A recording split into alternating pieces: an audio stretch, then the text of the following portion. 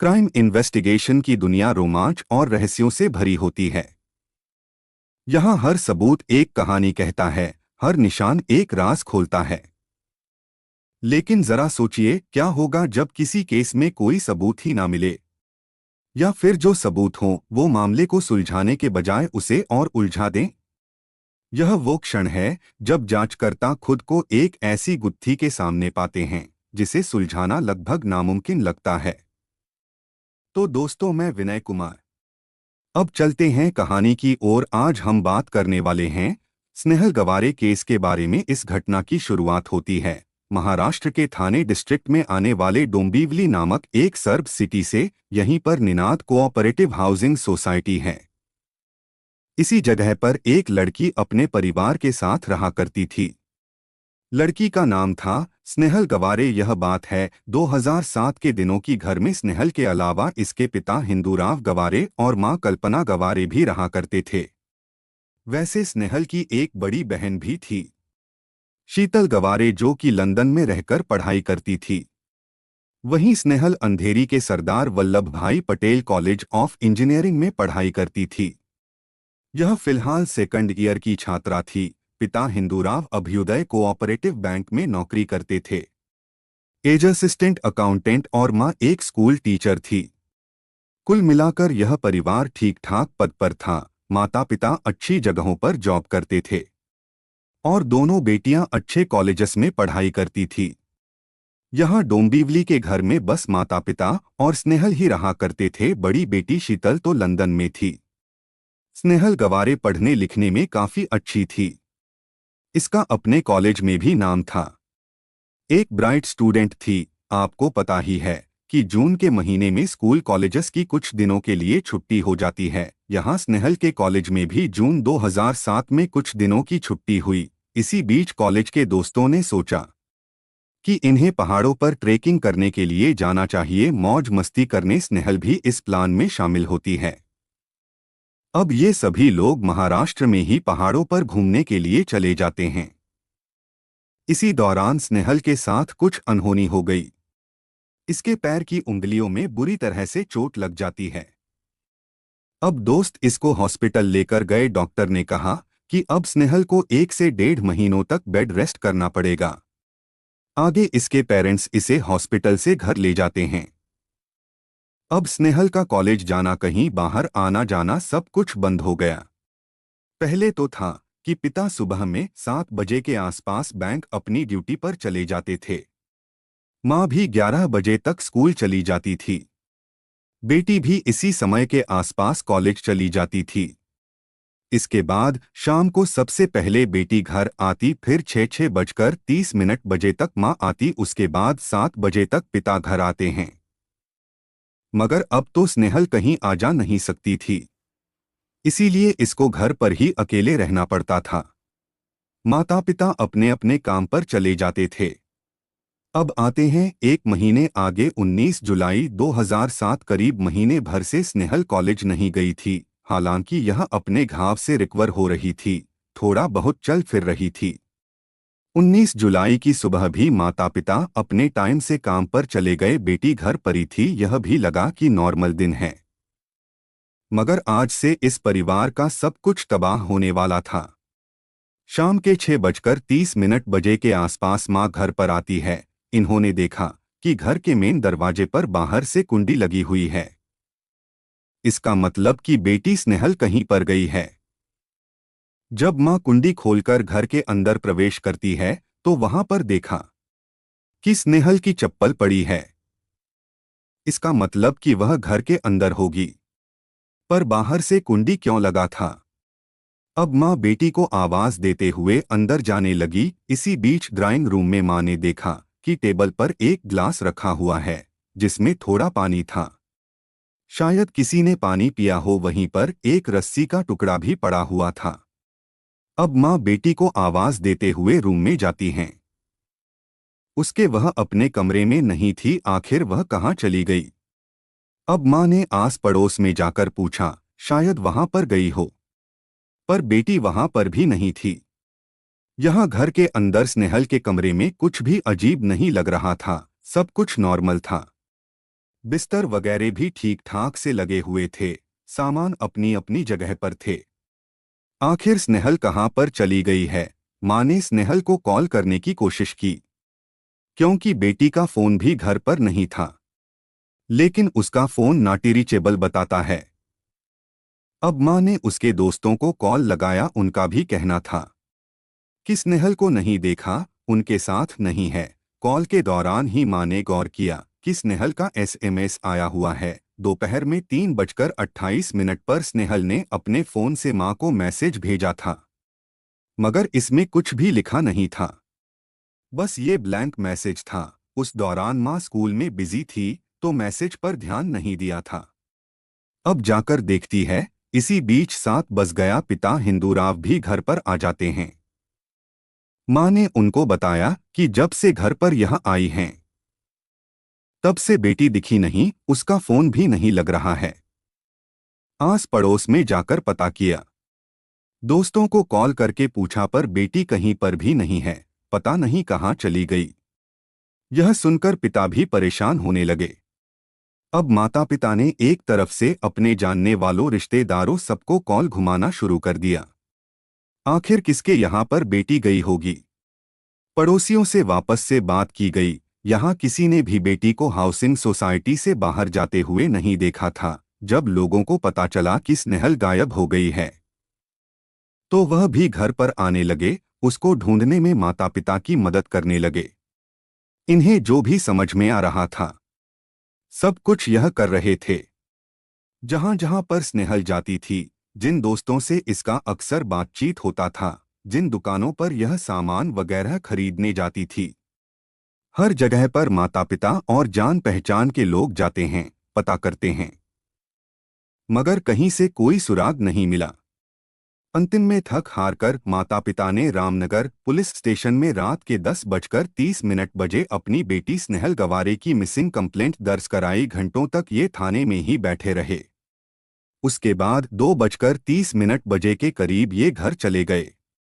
काफी सारे लोग तो अपने अपने घर जा चुके थे, क्योंकि बहुत रात हो गई थी, मगर कुछ लोग माता पिता के साथ उनके घर पर ही रुक जाते हैं। उन्हें संभालने के लिए यहाँ रात भर कोई सोता नहीं है। घर के हॉल में पिता अपने बैंक के एक कलीग के साथ बैठे हुए थे, और स्नेहल के रूम में माँ अपने स्कूल की एक टीचर कलीग के साथ बैठी हुई थी। घर में और भी कुछ लोग मौजूद थे। धीरे धीरे सुबह हो रहा था। 20 जुलाई की तारीख शुरू हो चुकी थी। माँ कल्पना बेटे के बेड पर बैठी हुई थी, और कुछ लोग उसी बेड पर सोए हुए थे।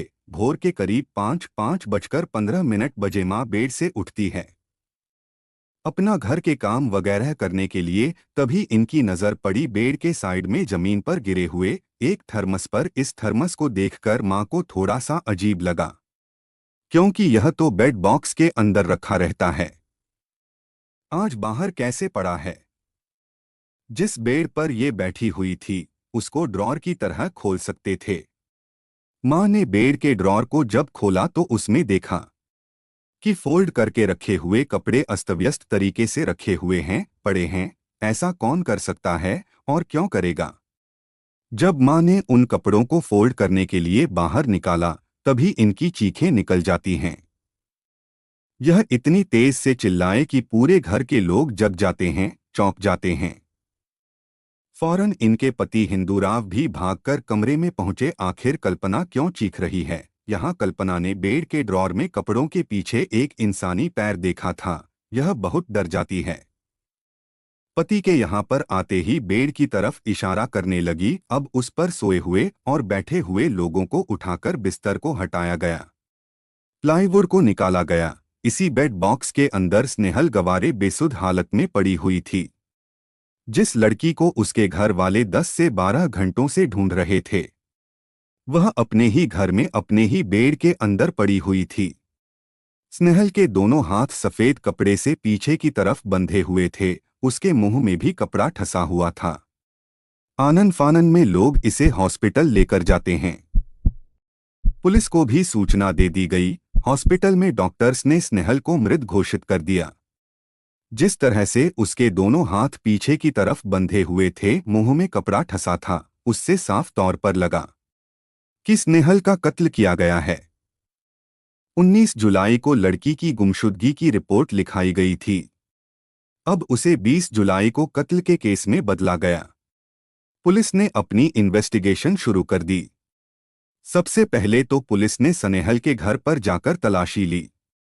वहां की जांच की, हालांकि लोगों का घर पर पहले से ही आना जाना चल रहा था, इसलिए यहां पर जांच करना, सबूत इकट्ठा करना थोड़ा चैलेंजिंग हो सकता है। इस घर के दरवाजे और खिड़कियों में कहीं से भी फोर्सफुल एंट्री का सुराग नहीं मिला। मां के अनुसार जब वह घर पर आई तो बेटी की चप्पल अपनी जगह पर थी, घर के सभी सामान भी अपनी अपनी जगह पर मौजूद थे। हाँ, घर के हॉल में टेबल पर पानी का ग्लास रखा हुआ था, हॉल में एक रस्सी भी पड़ी हुई थी। इसके अलावा कुछ भी अलग नहीं था। स्नेहल का रूम भी ठीक ठाक था, सब कुछ अपनी अपनी जगह पर थे। यहाँ तक कि जिस बेड के अंदर उसका शव मिला उस बेड का बिस्तर भी ठीक ठाक से सेट था। उसके कमरे में उसका ब्रेसलेट भी था, जिसे पहनकर ही वह बाहर जाती थी। घर से कोई भी कीमती चीज गायब नहीं मिलती है। बस स्नेहल ने जो रेगुलर सोने की चैन पहनती थी वह गायब था, और उसका मोबाइल फोन नोकिया 2 वो भी घर पर नहीं था। इसके अलावा कोई भी चीज चोरी नहीं हुई थी। आस पड़ोस के लोगों के अनुसार उन्होंने किसी भी तरह की चीख पुकार नहीं सुनी थी। घटना के टाइमिंग की बात करें तो मां के स्कूल जाने के बाद यानी 11 बजे से लेकर उनके घर आने तक यानी 6 से 6:30 बजे तक इसके ही बीच हुआ होगा। मां के अनुसार 3:28 पर बेटी के फोन से एक ब्लैंक SMS आया था। इनको उसी दौरान ही शायद कुछ हुआ हो। घर पर एक हाउसमेट भी झाड़ू पोछा करने, बर्तन करने के लिए आती थी। कभी कभार इलेक्ट्रिशियन, प्लम्बर जैसे लोग भी मरम्मत करने के लिए आते थे। पुलिस ने इन सभी लोगों से बातचीत की मगर कुछ पता नहीं। मेड ने भी उस दौरान कोई भी संदिग्ध चीज नहीं देखी थी। वह तो अपना काम करके चली गई थी। सारी चीजों को देख और समझकर लगा कि जो भी यहाँ पर आया होगा स्नेहल का जानने वाला रहा होगा। उसको इस घर की हर डिटेल पता होगी। कब कौन घर पर होता है, कब नहीं होता है, कब स्नेहल घर पर अकेली होती है। तभी वह आराम से आया होगा, स्नेहल ने उसको आने दिया होगा।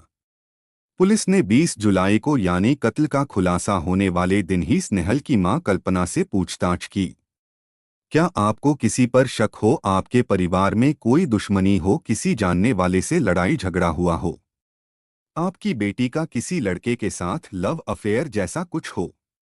यह सारी बातें सुनकर मां ने एक नाम बताया, हिरेन राठौर। यह आदमी स्नेहल का बॉयफ्रेंड था। पिछले एक हफ्ते से हिरेन और स्नेहल के बीच रिश्ते ठीक नहीं थे। मां ने उसी लड़के पर अपनी बेटी के कत्ल का शक जाहिर किया। इसका पता चलते ही पुलिस हिरेन राठौर का पता लगाना शुरू कर देती है। चूंकि स्नेहल का फोन भी गायब था तो हो सकता है कि कातिल लेकर गया हो, इसलिए पुलिस ने उसे ट्रेस पर लगा दिया। सर्विस प्रोवाइडर की मदद लेकर IMEI नंबर के जरिए फोन को ट्रेस किया जाने लगा। पुलिस जानती थी कि उसमें से सिम कार्ड निकाल दिया गया होगा। फिलहाल तो फोन स्विच्ड ऑफ था, लेकिन जैसे ही ऑन होगा IMEI नंबर के जरिए उसकी लोकेशन पता कर सकते हैं। हर मोबाइल का अपना अलग अलग IMEI नंबर होता है जो कि 15 डिजिट का होता है। इसे या तो फोन में देख सकते हैं या मोबाइल के बॉक्स पर भी लिखा होता है। पुलिस ने ऐसे ही घर वालों की मदद लेकर स्नेहल के मोबाइल फोन के बॉक्स से IMEI नंबर का पता करके सर्विलांस पर लगा दिया था। उधर एक टीम पहुंची स्नेहल के बॉयफ्रेंड हिरेन के पास। हिरेन राठौर स्टर्न मुंबई के घाट कोपर सर्ब का रहने वाला था। यह और स्नेहल दोनों सितंबर 2004 से एक दूसरे को जानते थे। दोनों सेम ही कॉलेज सरदार वल्लभ भाई पटेल कॉलेज ऑफ इंजीनियरिंग में पढ़ते थे। जब पहले बार स्नेहल कॉलेज में आई तब हिरेन सेकंड ईयर में था यानी सीनियर था। दोनों की सितंबर 2004 में कॉलेज में दोस्ती होती है। धीरे धीरे इनको एक दूसरे से प्यार हो गया। अगस्त 2005 में दोनों को एक दूसरे के प्यार का एहसास होता है। तब से यह रिलेशनशिप में आ गए थे। जुलाई 2007 में हिरेन मुंबई के वोल्टास कंपनी में एज अ मैनेजमेंट ट्रेनी काम करना शुरू कर दिया था। पुलिस के पूछताछ करने पर यह बताता है कि कभी कभार यह स्नेहल से मिलने के लिए उसके घर पर भी जाता था। इन दोनों के प्यार के बारे में स्नेहल के मां कल्पना को भी पता था, लेकिन उसके पिता हिंदूरा गवारे नहीं जानते थे। हिरेन ने आगे बयान में कहा कि पिछले हफ्ते इसने स्नेहल को बिना बताए अपने दोस्तों के साथ पार्टी करने के लिए चला गया था, लेकिन किसी कॉमन फ्रेंड ने उसको बता दिया, जिसके बाद वह इससे गुस्सा हो जाती है। दोनों में झगड़ा हो गया, लेकिन फिर जैसे तैसे हिरेन स्नेहल को मना लेता है। पुलिस ने इससे आगे पूछा कि तुम 19 जुलाई को कहां पर थे। यह कहता है कि हमेशा की तरह अपनी कंपनी के ऑफिस में था। सुबह 9 बजे से लेकर शाम के 5:30 बजे तक वहीं पर ड्यूटी कर रहा था। स्नेहल की मां के अनुसार गुमशुदगी वाली शाम उन्होंने हिरेन को भी कॉल करने की कोशिश की थी, मगर इसका फोन स्विच्ड ऑफ बता रहा था। पुलिस ने जब हिरेन की उस दिन की लोकेशन चेक की तो पता चला कि इसका फोन स्विच्ड ऑफ था और यह पिछले 2 दिन से स्विच ऑफ था। हिरेन बताता है कि हफ्ते भर से इसके फोन की बैटरी ठीक नहीं चल रही है, बार बार डाउन हो जाती है। इसके बारे में उसने स्नेहल को भी बता रखा था। पिछले 2 दिनों से तो मोबाइल और भी खराब था, बार बार स्विच ऑफ हो जाता है, इसलिए मोबाइल को बंद रखा। कयों कि बार बार चार्ज ना करना पड़े, ऑफिस में कहाँ चार्ज करेगा। जब कॉल करना होता तभी ऑन करता, यही कारण है कि जब स्नेहल की मां ने इसको कॉल किया तो फोन स्विच ऑफ मिला। उस रात जब हिरेन 8:30 के आसपास अपने घर पर पहुंचा, तब इसको कॉमन दोस्तों से पता चलता है कि स्नेहल लापता हो गई है। पुलिस इसके बयान को क्रॉस चेक करने के लिए फोन की जांच करती है। इसके ऑफिस जाकर कलीग से भी पूछताछ किया गया। ऑफिस में हिरेन के साथ काम करने वाले 3 लोगों ने बताया कि 19 जुलाई को हिरेन इनके साथ था, यहां काम पर था। आमतौर पर ऑफिस में कितने लोग आए हैं, कितने नहीं आए हैं, उसका रिकॉर्ड रखने के लिए अटेंडेंस रजिस्टर होता है। अब तो कई मशीनें आ गई हैं, लेकिन उस टाइम रजिस्टर होता था। जो लोग आते वह रजिस्टर में साइन करके टाइम लिखते थे कि इतने बजे आए हैं, इतने बजे जा रहे हैं। यहां पुलिस भी वही रजिस्टर मंगाती है। पता चला कि अटेंडेंस रजिस्टर गायब है। जुलाई महीने का पूरा रिकॉर्ड गायब है और यह 19 जुलाई से ही गायब था, यानी स्नेहल के कत्ल वाले दिन से यह अपने आप में काफी संदेहजनक चीज थी। अब पुलिस का शक हिरेन पर आने लगता है। हफ्ते भर पहले इसका स्नेहल से बहुत झगड़ा हुआ था। मोबाइल 2 दिन से स्विच ऑफ था। इसने अपनी लोकेशन छिपाने के लिए स्विच ऑफ किया हो। ऑफिस से अटेंडेंस रजिस्टर भी गायब है। वहीं हिरेन के अनुसार झगड़ा सुलझ गया था, बल्कि यह तो उसे बहुत प्यार करता था। यह ऐसा क्यों करेगा, कत्ल क्यों करेगा। यह तो ढंग की नौकरी लगने के बाद उसे शादी भी करने को तैयार था। इसका मोबाइल सच में खराब मिला। ऑफिस के 3 लोगों ने बयान में बताया कि हिरेन इनके साथ था। ऊपर से ऑफिस में ज्यादा काम होने की वजह से हफ्ते वर्ष यह स्नेहल से मिला भी नहीं था। कुल मिलाकर पुलिस को निराशा हाथ लगी। उधर स्नेहल का पोस्टमार्टम रिपोर्ट सामने आता है। उसमें मिला कि लड़की की मृत्यु दम घुटने से हुई है। इसके अलावा कुछ खास नहीं मिलता है, लेकिन पोस्टमार्टम से साबित हो गया कि उसका कत्ल हुआ है। आगे पुलिस ने शव को घर वालों को सौंप दिया, जिसके बाद उसका अंतिम संस्कार हो जाता है। अब पुलिस स्नेहल के फैमिली बैकग्राउंड को चेक करना शुरू कर देती है, क्योंकि शक तो किसी करीबी के कत्ल के पीछे होने का था। शायद फैमिली बैकग्राउंड में कुछ मिल जाए। स्नेहल की जो बड़ी बहन थी शीतल, वो भी कत्ल की खबर सुनकर लंदन से भारत आ गई थी। आगे की तफ्तीश में पुलिस को पता चला कि इस गवारी फैमिली में कुछ भी ठीक नहीं चल रहा था। हिंदूराव और उनकी पत्नी कल्पना के बीच रिश्ते ठीक नहीं थे। पिता की अपनी दोनों बेटियों से भी रिश्ते ठीक नहीं थे। माँ और दोनों बेटियां एक तरफ थी और पिता एक तरफ। इसकी वजह थी अफेयर। हिंदूराव को शक था कि इनकी पत्नी कल्पना का एक रिश्तेदार अनिल जवाकर के साथ अफेयर चल रहा है। इसी को लेकर घर में झगड़े होते थे, तनाव चल रहा था। दोनों बेटियां भी मां की तरफ थी, पिता के खिलाफ थी। यहीं से पुलिस के सामने कई सारी थ्योरी बनती हैं। एक तो था स्नेहल का बॉयफ्रेंड हिरेन राठौर, जिसका हफ्ते भर पहले झगड़ा हुआ था।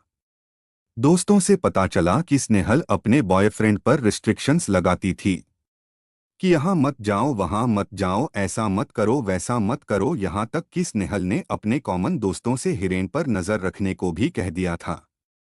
हो सकता है कि इन्हीं सब चीजों से हिरेन पीछा छुड़ाना चाहता था, इसलिए उसने स्नेहल का कत्ल कर दिया। दूसरी थी मां कल्पना, और जिनका इनके साथ अफेयर था। स्नेहल को इनके अफेयर के बारे में पता चल गया होगा। उसने इनकी अनैतिकता को पकड़ लिया होगा, धमकी दी होगी कि पिता को सब कुछ बता देगी। यही सच्चाई छिपाने के लिए मां कल्पना और अनिल ने मिलकर उसका कत्ल कर दिया। तीसरे थे पिता हिंदूराव गवारे। एक तो ये अपनी पत्नी से नाराज थे और ऊपर से दोनों बेटियां मां का साथ दे रही थी, इसीलिए बेटियों से भी नाराज थे। इन्हें शायद स्नेहल के बारे में पता चल गया होगा कि उसका बॉयफ्रेंड है और वह घर पर भी आता है, इसलिए उसे गुस्सा होकर उसका कत्ल कर दिया होगा। ऐसे ही पुलिस सारी थ्योरी बनाती है। यह भी पता चला कि स्नेहल की जो बड़ी बहन शीतल थी, इसने अपने ही पिता के खिलाफ रामनगर थाने में मारपीट का केस दर्ज करवाया था। इस परिवार के एक फैमिली फ्रेंड थे, रिटायर्ड एसीपी काशीनाथ कचार। इन्होंने इस परिवार में इंटरव्यू किया, बेटी को समझाया बुझाया, जिसके बाद बेटी केस को वापस ले लेती है। कत्ल के करीब हफ्ते 2 हफ्ते के बाद पुलिस ने स्नेहल गवारे का फोन ट्रेस कर लिया।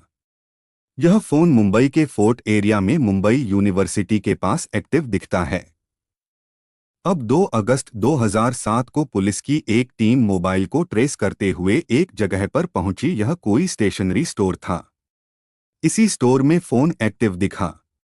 इस स्टोर के ओनर थे मनसुख शिवाजी पाटिल। इनके ही पास स्नेहल का नोकिया 2 मोबाइल था। पुलिस ने मनसू को हिरासत में ले लिया, थाने लेकर गई और पूछताछ किया। मनसुख जी बयान देते हैं कि 31 जुलाई को एक आदमी इनके पास आया था। उसने बताया कि उसे कुछ पैसों की जरूरत है। उसने यह फोन दिया और कहा कि बेचना चाहता है। यह मोबाइल उसे कहीं गिरा पड़ा मिला था। आगे मनसू उस आदमी से यह मोबाइल 50,000 रुपये 6 इंच की थी। मनसू के डिस्क्रिप्शन के आधार पर पुलिस एक स्केच तैयार करवाती है। अब इस स्केच को स्नेहल की फैमिली को दिखाया गया, मगर कोई भी उसे पहचान नहीं पाता है। यह स्केच वाला आदमी पुलिस के लिए सस्पेक्ट बन चुका था, लेकिन इसको कैसे ढूंढा जाए? पुलिस ने फॉरेंसिक टीम के साथ मिलकर स्नेहल के घर से फिंगरप्रिंट्स भी जुटाए थे।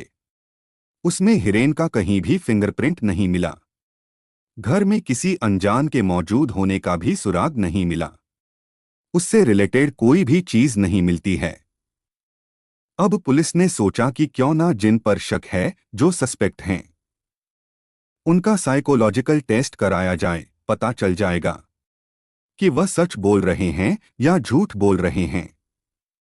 मार्च 2008 में सबसे पहले पिता हिंदूराव गवारे का टेस्ट होता है। इसमें general psychological test, polygraph and brain analysis test किए गए। इसमें हिंदूराव गवारे ने अपने परिवार में होने वाले कला के बारे में बताया। इनको शक था कि इनकी पत्नी का एक रिश्तेदार से अफेयर है। इसी वजह से इनका पत्नी से झगड़ा होता था। आगे स्नेहल की मां कल्पना गवारे और अनिल जवाकर का भी साइकोलॉजिकल टेस्ट किया गया। स्नेहल के बॉयफ्रेंड हिरेन राठौर का भी ब्रेन ओसिलस सिग्नेचर प्रोफाइलिंग टेस्ट होता है। इसे ब्रेन फिंगर प्रिंटिंग भी कहते हैं। यह इंटेरोगेशन का एक मेथड होता है। इसमें व्यक्ति से अलग अलग सवाल पूछे जाते हैं। अगर उन्हें केस रिलेटेड कुछ दिखाया जाए, कुछ सुनाया जाए, तो उनका ब्रेन कैसे रिएक्ट करता है।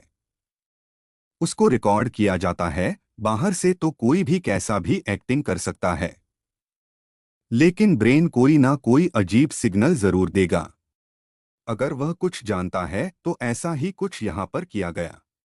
स्नेहल के पिता, मां का जिसके साथ अफेयर होने का शक था, वो आदमी स्नेहल का बॉयफ्रेंड, इन चारों से कई सारे सवाल पूछे गए कि क्या कत्ल में आपका हाथ था, आपने कत्ल होते हुए देखा था, स्नेहल के हाथ पर बांध थे, बेड बॉक्स में रखा था, वगैरह वगैरह। मुंबई के कलीना फॉरेंसिक लैब से 2 जुलाई 2008 को इसकी रिपोर्ट आती है।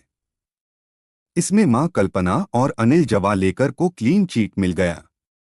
जैसे भी सवाल इनसे पूछे गए थे, इनका ब्रेन नॉर्मल था, यानी इन्होंने जो आंसर दिए वह सच बोल रहे थे। लेकिन पिता हिंदूराव गवारे की रिपोर्ट थोड़ी संदेहास्पद लग रही थी। जांचकर्ता ने बताया कि इनकी रिपोर्ट में ना तो सच पता चल रहा था और ना ही झूठ पता चल रहा था। ऐसा ही कुछ बॉयफ्रेंड हिरन के ट्रस्ट में भी निकलता है। कत्ल के बारे में पूछने पर उसने नो कहा था। उस दौरान उसका ब्रेन कुछ अलग तरह से रिएक्ट किया, मगर उसका भी नहीं कह सकते कि वह सच बोल रहा था या झूठ बोल रहा था। कत्ल वाले समय पिता अपने बैंक में थे और बॉयफ्रेंड अपने ऑफिस में था। कुल मिलाकर यह साइकोलॉजिकल टेस्ट पूरी तरह से फेल हो जाता है। पुलिस ने ऑफिशियल किसी को भी अरेस्ट करके पूछताछ नहीं किया था, नॉर्मली क्वेश्चन करते थे।